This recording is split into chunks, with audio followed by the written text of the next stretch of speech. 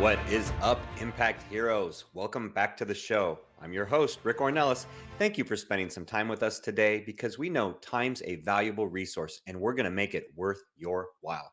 I appreciate each and every one of you, not just for listening, but for who you are. I know you're sparking change to make the world a better place every day, and I am humbled and grateful for your efforts. It takes all of us doing our part to spread positive change, and that's what this show is all about. Motivating you with stories of struggle, courage, and hope to empower you to make a difference in your life and the lives of others. Are you interested in having Rick speak at your event or business? Here is what others have to say. Did not know his story, and it was so inspirational, and his presence on stage, his authenticity was just incredible. I absolutely loved his performance. It made me feel some type of way. If you're looking for a speaker for your next event, hire Rick. I promise you this, you will not be disappointed. Visit rickornelas.com to book him today. Welcome back, Impact Heroes. Today we have the pleasure of speaking to our latest iSpark Change social impact hero, the founder of Social for Good, mom of three, and cheese fry aficionado, Kara Hoholik. Welcome to the show, Kara. How are you doing today? I'm doing great. How are you, Rick? Fantastic, fantastic. So I have to ask about the cheese fry aficionado. How did that make it into your bio? That made me laugh when I heard you read that. Yeah, it's been I've been a cheese fry aficionado since I was a little kid for sure, but I kind of got the label in college because we would have like late nights in the caf studying, writing papers or whatever. And that's always what I would order for like a late night snack in college. And so people just kind of associated me with cheese fries. And now, were there any nicknames that became because of that or anything? No, but I started signing my email signatures a few years ago, peace, love, and cheese fries. And so it just kind of stuck. Nice. Peace, love, and cheese fries. All right. Now we know. Now everybody knows. All of our listeners know about the cheese fries. Top three things: peace, love, and cheese fries. Gotcha. So if they're ever in Michigan and they're visiting you, they should bring some cheese fries as like a peace offering, as a peace and love offering. Absolutely. Yes. That's fantastic. That's fantastic. Well, let's, you and I know each other a little bit through a mastermind that we're a part of, but I'm excited about our listeners getting to know about your work because you're someone that we spotlighted on our social media as a social impact spotlight a while ago. I don't remember exactly when, but we spotlighted you on there to give some more awareness to the work that you're doing. And so we want to help do that through the podcast as well, because we have listeners from multiple countries. For those of you listening, we just went on GSON in India. So anyone in India, we do have quite a few followers of iSpark Change in India. So we're just on that GSON platform. And we should be on Gianna very shortly for India as well. But we'll get back to the show. So as far as you, Kara, like I say, we see you as someone that is spreading positive change in the world, that your actions, they have a positive impact on humanity, that the work you do has a positive impact. And by virtue of that, we call you a social impact hero. Now, every hero has their origin story of how they started doing what they're doing, got into the work that they're in. So share with our listeners what really got you interested in social impact and just, some of your stories, some of your background.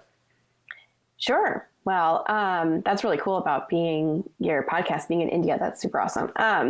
So yeah, I think this is something that I think people say a lot, like, oh, I've always done this, or I've always felt this way, or I've always been passionate about this. But really, for as long as I can remember, I've wanted to do something that made a difference. Like when I was a little kid, I would get those, sponsor a child packets in the mail. And I would collect my change and, send it in to sponsor a child and things like that. So there's a lot of different stories that my parents would tell you of things that I did like that. And so for the longest time, it was something that was always just part of who I was and part of, whether it was things that I studied in school or, conversations that I had with people or activities that I was a part of. It was just kind of something that was threaded throughout. When I went to college, I majored in sociology. And so I really wanted to understand how the world works, and specifically how our society works, and how, the impact that we can have on the changes that we want to see. But when I was in college, I really did not see business as a vehicle for social change. I was a sociology major. I kind of thought business was like the root of all evil. The only way forward was through like nonprofits and volunteering and research and writing and things like that. And I really was anti-business for a really, really long time. Fast forward to me being a mom, staying at home with my kids, kind of putting my career on hold to raise them, and sort of dabbling in a couple of different things just to kind of keep my adult brain going, to keep myself involved in something other than diapers and that kind of thing. So I kind of did a couple different business, side hustle type things, just for fun. And I realized through doing that, one of the companies that I worked with was called Seiko Designs, and they're an ethical fashion company. And there was a turning point for me. I watched a video. So Seiko Designs is in Uganda, in Africa, and they have a workshop there where women create shoes and clothing and things like that. And they're sold in the United States. And there was a video of some of the women that work in the workshop, and they're talking about charity versus business, and how having a job and having a regular steady paycheck and having skills and all of those things that go along with having a job and a career were so important and so much more beneficial to them, to their community, and to their family than charity, than just being like donated some money or donating some clothes or whatever it is. And that really made an impact on me, because I realized that business can be a really big vehicle for change. It doesn't have to be this negative source of all the problems in the world. There's really big changes that we can make through business, and then specifically through for-profit businesses. And so that's really was a turning point for me in realizing that we could make an impact through business. And so tell me, Kara, and I find that really interesting, because I think in many ways my brain was in the same place when because I was a social science communication major and marketing, and going back then, I always saw business as being this, big, powerful corporate, and then even working in corporate where you have all the, the red tape and the politics that goes into all of it. And being able to get things done, it just seems, like you have to move mountains to just do one tiny little thing. And I was thinking, how can business really make a difference? And growing up with a sister who's a licensed clinical social worker and everything, and seeing the work that she was doing with foster care and adoption and nonprofits and these different organizations, thinking, oh yeah, they're the ones that are doing the great work. So I think it's really changed in society, not just in terms of our viewpoint, but in terms of society. I mean, do you think it has in the past few years? Well, let me just share one thing, because I think it's important for our listeners to know this as well.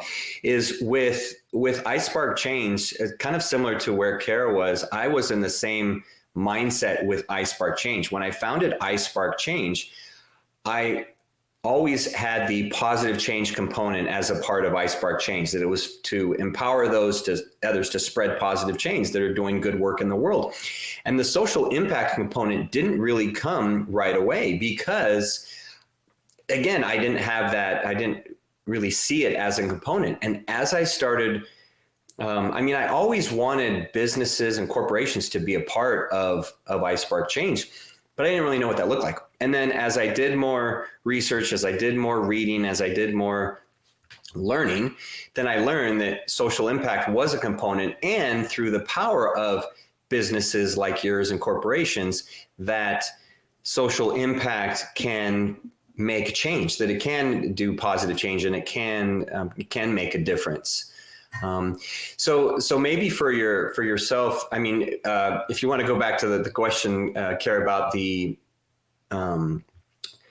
about how it's changed, but then also talk a little bit about how, how your work does spread some positive change for others and how it does impact. Yeah, absolutely. I totally agree with you that things have changed a lot, both just me personally and my perspective, but also just across the board. So when I started in the ethical fashion space about, I would say 5 years ago, it was a conversation that we had to have a lot, explaining it to people, why it mattered to look at where clothes are made or who made them and all of that.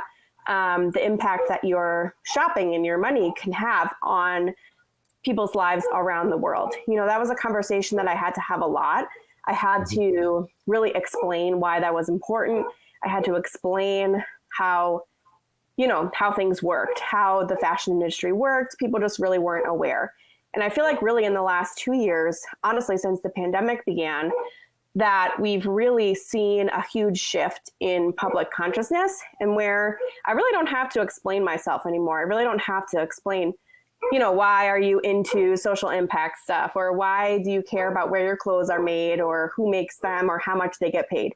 That's sort of like an understood thing that this is a conversation we should all be having and something that we should all be conscious of and thinking about when we're making everyday purchases or, when we're deciding where to work or where to donate to. These are conversations that I think a lot of people are having now, which is really, really amazing in such a short period of time, that I've seen such a huge shift in the consciousness collectively. Yeah, I think it really has become more mainstream, like you mentioned, Kara, that it has become more mainstream because I know I hear it. So having 3 daughters and my wife, I know when they would order clothes and they'd come from some of these manufacturers that they order online, and then they, I remember them a while back, they might joke about, oh yeah, this wasn't, put together, the child labor that they had didn't put things together right. And then they started becoming more aware of like, oh no, there really is like that seemed like a joke, but no, that really is true. And there's these awful practices and that you have to be aware of where you're purchasing. And I know, especially my daughter, Ciara, that's very important for her because she's traveled to some of these countries and she's been in the Philippines and in Indonesia and these different places. And so she's seen some of the poverty firsthand. And I think you're right about the pandemic really changing things, really playing a role because just in that global awareness of we have to all do our part to make the world a better place in different aspects, whether it's in making clothes or in marketing. So talk a little bit about how you do it with marketing, how you do it through your marketing to help people in the social impact space. Yeah, so we really, I realized over the last 5 or so years that a lot of people in the social impact space, whether they're for-profit businesses or they're nonprofits, social media marketing is something that they tend to struggle with.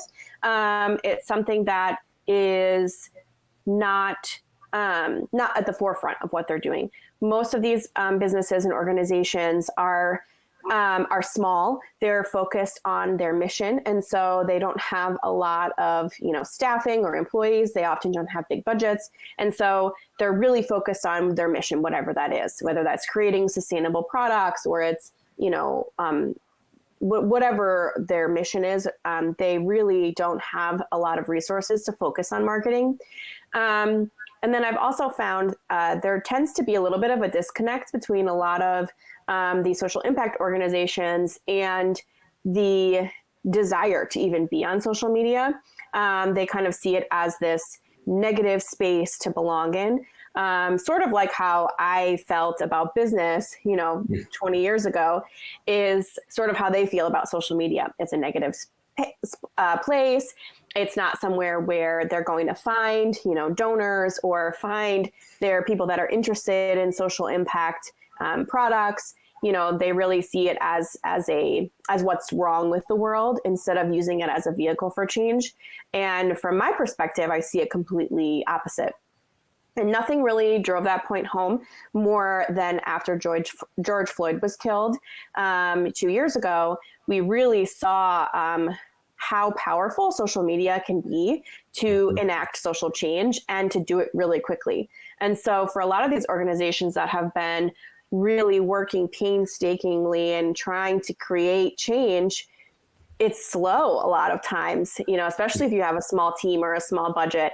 And social media can really amplify that and can really grow that really quickly. And so for me, those two things coming together, I was like, I really think that we have the opportunity to help these social impact organizations grow their mission and grow their influence and be able to enact that change a lot faster, to be able to grow their community in an authentic way that they can then, exponentially create this change that they're hoping to do. And so that's kind of where I stepped in and saw that intersection and saw a gap there. And so for the last 2 years, that's really what we've been focusing on doing, is honing in on, what type of marketing do we find to be most successful for social impact organizations, and then helping them be able to grow their communities. Yeah, I think it's so important. And I really hear everything you're saying, because I think that's one of the reasons why I was drawn to your work, is because with iSpark Change, we want to have that global central place where all these organizations, all these companies, all these nonprofits, all these businesses, anyone that's in the impact space or doing good or just spreading positive change, it doesn't really matter. They don't have to have the label of impact in their work, but that's doing something good to better humanity, that they are all in one place where people can find them, where people can learn about them, and they can grow and they can help create more impact. And I think that has been a challenge, and I've seen it as well, is that a lot of these entities, either, like you said, they see social media as a bad thing, or they just don't know how to do it. And I've encountered it when I speak to them, is they have tended to shy away from some of the marketing, when that's what's going to get more eyeballs on their work, and that's what's going to really help them grow. And the kind of slow, organic, just word of mouth growth, unless something goes viral per se, I mean, it's going to take a long time. It's going to take a long time. Yeah. And, I'm trying to speed that up. I know you're trying to speed that up for them, and I'm trying to speed that up with my work, is to really have this happen much sooner than later, have these people grow and create more impact in a shorter period of time. So what happens in our lifetime? Well, I'm worried about me. You're a lot younger, but what happens in my lifetime? But so I really see you as, that's how you honor your purpose. The H in hero for social impact heroes, that you honor your purpose. And that really speaks to that you are honoring your purpose of, going all the way back to when you were in school, where you said, hey, I want to help. I want to be impactful. That is something that you're doing. So tell me, what's been the biggest challenge that you've had? We've talked about some of the challenges of these businesses are not really open to that, but what's been the biggest challenge that you've had, working in this space in growing your business? I think I would say the biggest challenge is getting buy-in from social impact organizations that social media is the best place for them to grow their mission and their impact. I think a lot, and it really depends on the organization and who's running it, but a lot of these bigger organizations have not evolved to see social media as a really valuable place for them to build their community. And so I think as the world gets smaller and we get more interconnected, I think social media in all of its forms now and how it will evolve in the future, I think is a really important place for social impact businesses, communities, organizations to really stake their claim in, especially as we're thinking about Web3 and all of that. If social impact organizations are late to the game, then the people building Web3 or the people building social media are going to be those businesses that don't have a people first mentality, that don't have an environment first mentality. So if we go in and create these environments, whether that's on Instagram today or Web3 tomorrow, then it's like, we won't have an impact there, and we'll be trying to catch up the whole time. So I think that's the biggest challenge, is creating that buy-in and that proof for social impact organizations that, Instagram is not evil. New technology that's coming forward is not evil, that's really where we belong to create the worlds that we want to see in the future, that we have to be part of these new technologies and these new spaces in order to really be at the forefront and the base of creating, an authentic, socially conscious world. Yeah, I think that's so important. And I think the community aspect is just super, super important, because as you talk about, Web3 and this new online presence, that in itself is a big community. That in itself is this bigger community that, hey, you need your little piece of that community, or else, like you said, you'll fall by the wayside and you won't be a part. And it's, if you think back to, 25 years ago, I guess it would be, when the internet was kind of really taking hold, like in the mid 90s, that the businesses that were like, oh yeah, internet, yeah, we don't need to be on the internet, we don't need to have a web page or whatever, and they're probably not around. They're probably, have folded. And the ones that got a presence right away, those flourished. I mean, like I know Gary Vaynerchuk with his they essentially had a liquor store, but then doing wine.com and everything to build that out in the early phases of the internet. And then it blew up. I mean, that speaks of like, okay, you got in early when it was important, and then it had a huge impact on your business. And so I think you're exactly, on track with that, is that's the importance. And that's a good place, I guess, to help convince them, if to use that word, to convince them of the importance. Because if people don't see the need for change, I mean, business is really changing. I know I did a webinar that you may have seen, but about how business is shifting, and that purpose first is more important now than profits. Purpose and people and purpose are far more important than profits. And do you see that with the people that you work with? Oh yeah, for sure. I mean, I think across the board, it's a question that we're all asking, whether you're buying toilet paper or shirts, or you're, investing your money in a company, or whatever the case is. That's a question that we're all asking and wondering, is this company ethical? Is this company making good decisions? Is this company thinking about the environment when they're making their products?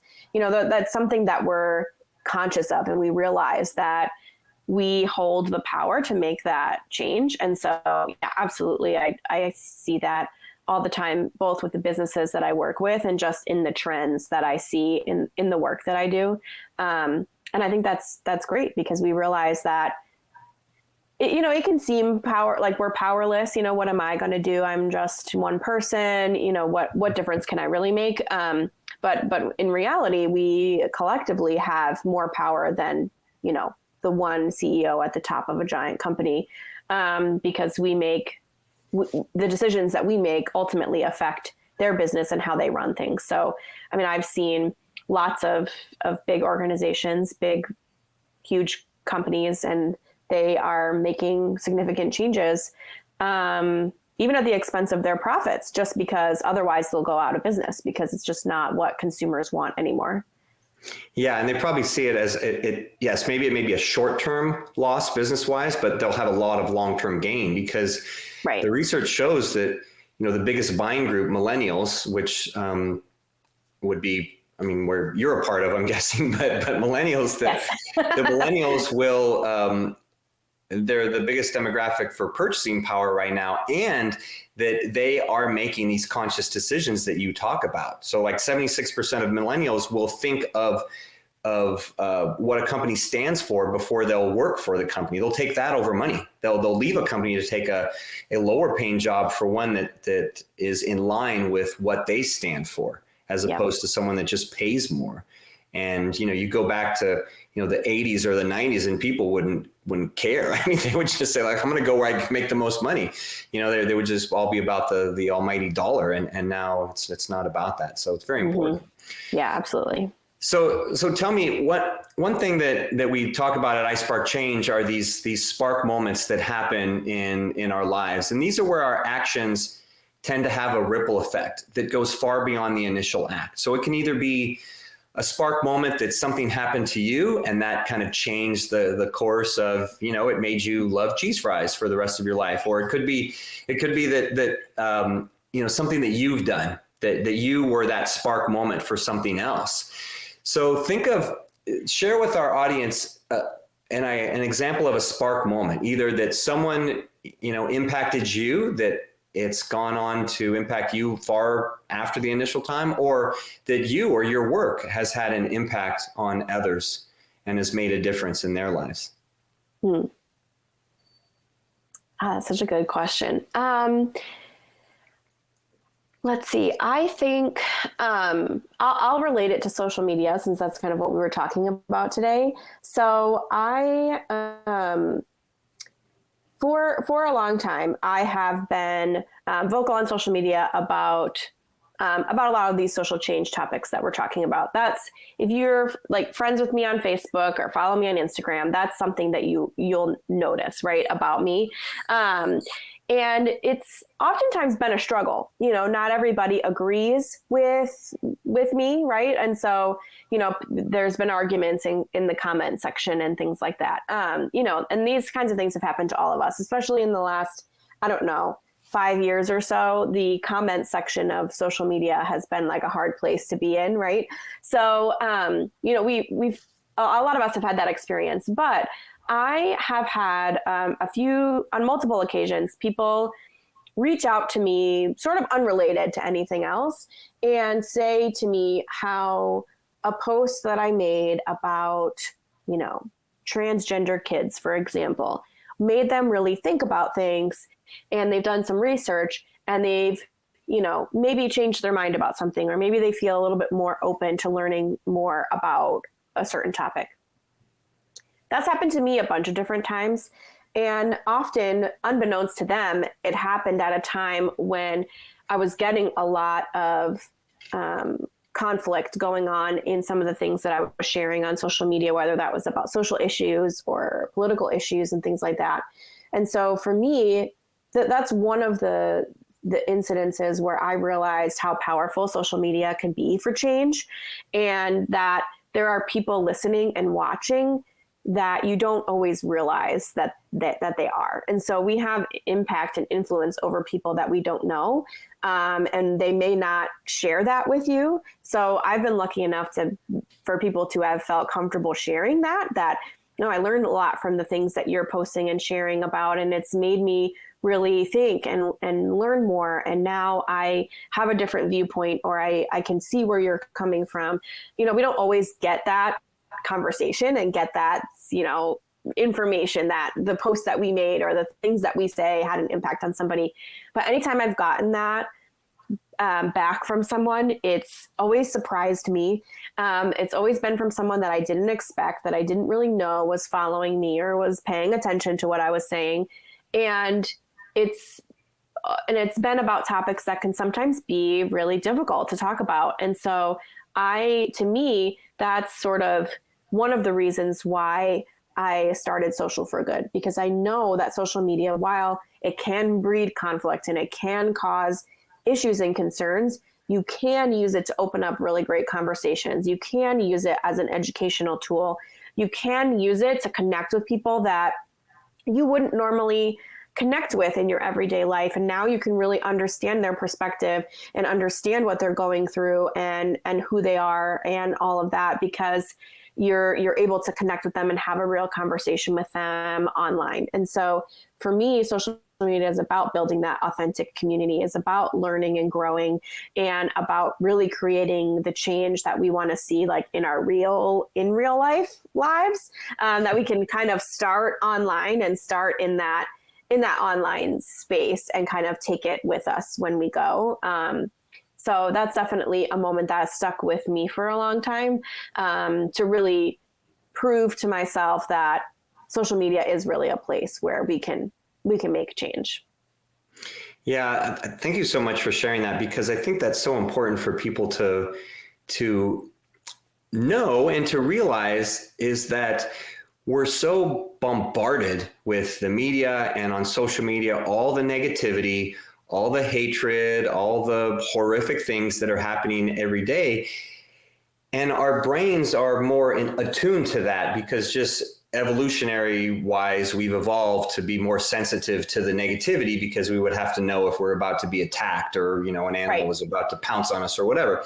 So, but we don't have those threats anymore. But a lot of times the sensationalized media or social media will play on that. And, those parts of our brain where it's like, oh yeah. And we think that this whole world is like this. And that's part of why, like when you talked about George Floyd earlier, that's probably why, that everything spread so quickly after the George, Floyd murder. Mm-hmm. And I think it's really important for people to realize is that there is so much good out there and there are people doing good things and that you can put positivity, you can share things online, you can be inclusive and have diversity of thought and experience and backgrounds, and all of that is beautiful. And I know, and that's what really connects us are those differences. Not that we're all the same; that we're all robots. And I know from Social for Good, your company, that you talk about being human friendly and family first, and you prioritize listening and having open conversations about identity intersections and values, and that those are all a part of what you are. So I think everything you just shared really speaks to that. But if you want to share just another bit on that, because I think that's really important, especially the human friendly part, because right now with some colleagues, we're working on a documentary and a book about inclusion, and from people that are totally different, community that I am, different part of the world, everything.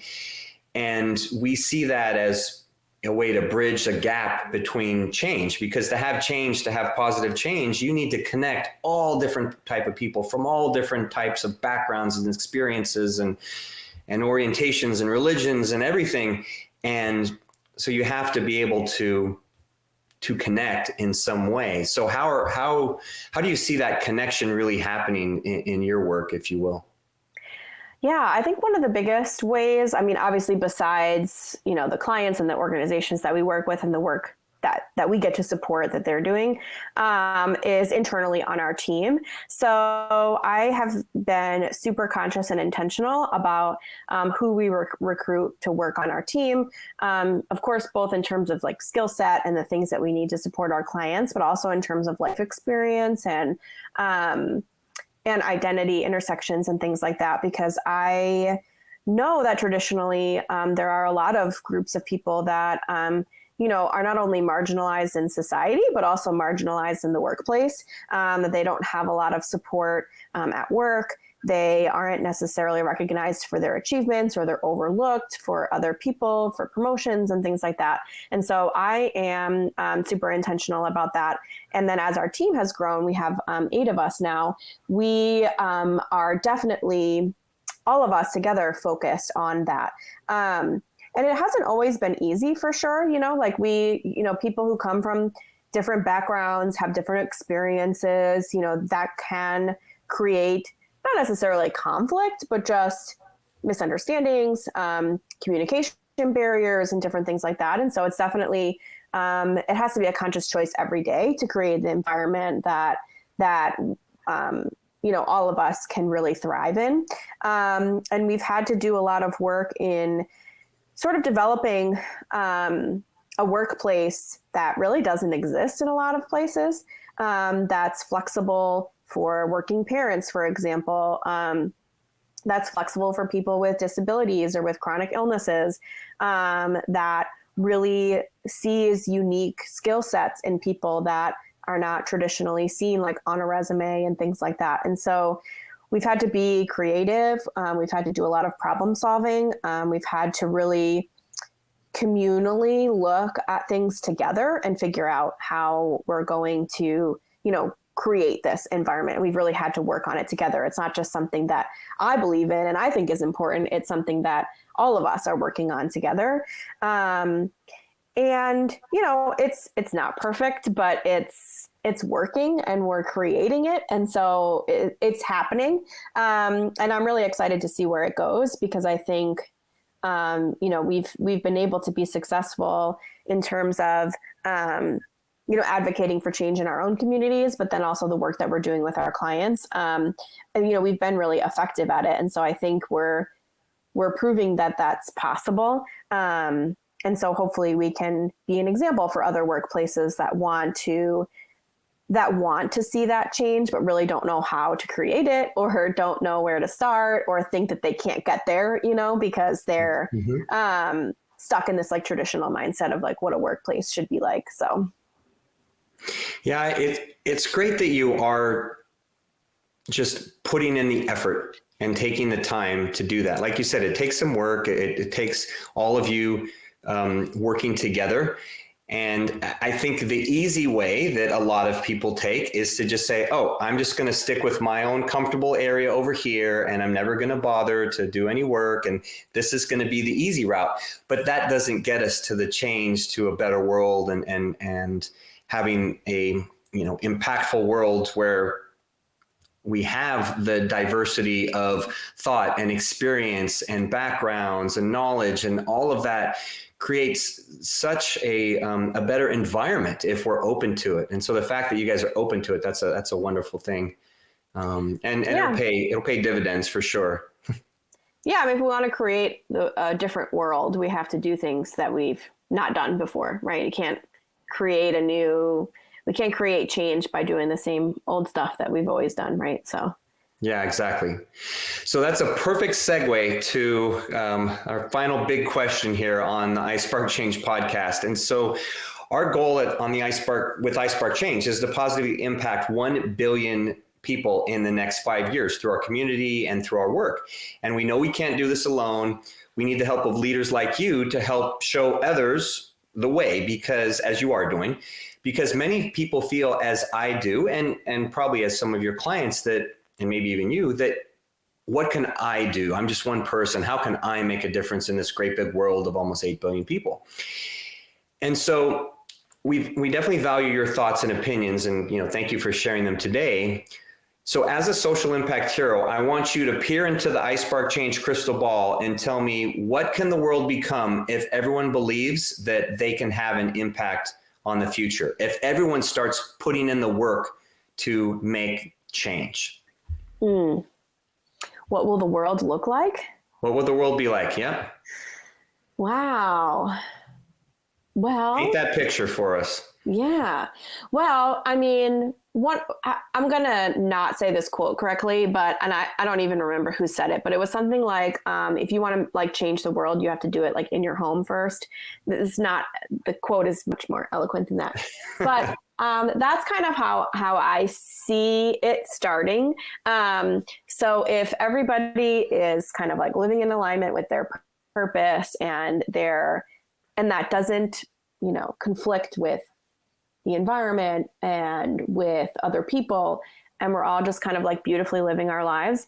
I mean, that starts with harmony in the home, where we're all just kind of like joyfully enjoying our family, enjoying our food at dinner, enjoying just like in general, just like our daily everyday lives. And that's not just here in my house, but that's in your house with your family. That's across, around the world. To the people that are listening in your new podcast channel in India, like we're all just kind of like living our little micro lives, like our, nuclear family lives, in a beautiful way. And to me, that's really ultimately what we all want. And that's ultimately what all of this is about, because the way that the world is right now, that's not the case. The people who make my clothes, they're not having that experience, right? They're not having that joyful life with their family around them, feeling safe and comfortable and happy. Like they don't have that experience. People who are living in, where climate change is having like a really huge impact, those communities are not living like that. And so I think for me, if we all just did a little bit more, put in a little bit more effort, put in a little bit more research and understanding, then I think we would really get a lot closer to that to that vision where we can all kind of have the ultimate dream, which is really in the end super simple. Yeah, thank you for breaking that down and simplifying it, because it is true. It does all start with, it does all start here. And I know the quote you're talking about. I don't remember who said, I don't know if it was Gandhi, because Gandhi said, be the change. Gandhi said, you have to be the change, that it does start with you. So maybe it was a Gandhi quote, but I've said the same thing, that it has to start, change has to start with, within yourself, and like you said, within your family and everything. And that truly would be a beautiful place if everybody can get there. So it's a work in progress. We'll continue to both do our part to get us there. Yes. And we know our audience will want to learn more about you. So how can they connect with you? How can they learn more about your work, Kara? Yeah, we're on all the socials at socialforgood.co. That's also our website. So you can find us there and follow along. We don't just talk social media. We talk all kinds of different kind of social impact topics. So we'd love to have you join our community. Awesome. Well, thank you for taking the time today to share your heart and wisdom with our audience, Kara. Thank you so much. Thank you for having me. And thanks for your patience with my dog barking situation. Yeah, no worries there. No worries there. All right, Impact Heroes. Well, remember, it's the stories that connect us all, and we loved hearing Kara's today. Kara Hoholik, you truly are an I Spark Change social impact hero. Remember, Impact Heroes, every positive action can be a spark moment that has a ripple effect that spreads far beyond the initial act. So go out there and spark change. Don't forget, if you enjoyed this episode, then please smash that 5-star rating on iTunes or Spotify and leave a review. We value your comments and we want to hear from you in the community. Thank you for listening. God bless you, and we'll see you next week on the I Spark Change podcast.